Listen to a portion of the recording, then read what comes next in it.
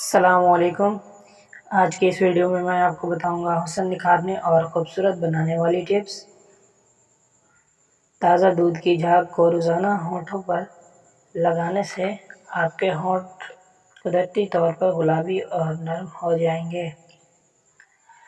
نہانے سے پہلے ایک لیموں نہانے والے پانی میں نچوڑ دیں۔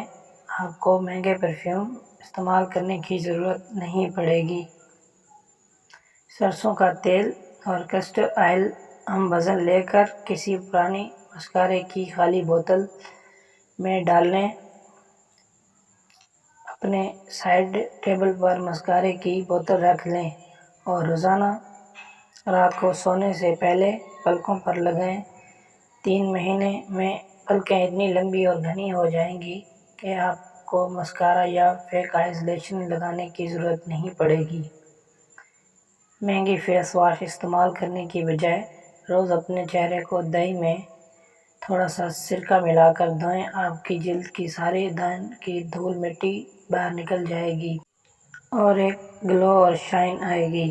اپنی پانی کی بوتل اپنے ساتھ رکھیں اور اس میں 6 سے 7 پودینے کی پتیاں شامل کر لیں اور سارا دن اس بوتل سے پانی پئیں۔ ایسا کرنے سے آپ کے اندر سے جلد ہیلدی رہے گی اور آپ کی سکن دانوں اور تمام مسائل سے محفوظ رہے گی۔ عموماً آٹے میں کیڑے پڑ جاتے ہیں۔ آٹے کو کیڑے سے بچانے کے لیے اس میں چند دانے لونگ کے ڈال دیں۔ پکوڑے سموسے تلتے وقت عموماً کوکنگ آئل کی رنگت سیاہ پڑ جاتی ہے۔ ایسا صاف کرنے کا یہ طریقہ ہے کہ اس میں 1 چائے کا چمچ سفید سرکہ ڈال کر ہلکی آنچ پر پکنے دیں اور فرائی پین ڈھک دیں۔ موزن ابلنا شروع ہو جائے تو تھوڑی دیر بعد چولہے سے اتار لیں۔ تیل صاف ہو چکا ہوگا اور اسے چھان کر دوبارہ استعمال کر لیں۔ پوریوں کو بیلنے کے بعد 10 منٹ کے لیے فریج میں رکھ کے بعد میں فرائی کیا کریں۔ اس سے آئل کا استعمال کم ہونے کے ساتھ ساتھ پوریاں خستہ بنیں گی۔ فرائی کی ہوئی چیزوں کو زیادہ دیر تک خستہ رکھنے کے لیے ان کو آئل سے نکال کر فوراً تھوڑا سا بیسن لگا کر اوپر چھڑک دیں۔ چیزیں زیادہ دیر تک خستی رہیں گی جیسے رول، سموسہ وغیرہ۔ ویڈیو اچھی لگی ہو تو ویڈیو کو لائک اور چینل کو سبسکرائب ضرور کر لیں۔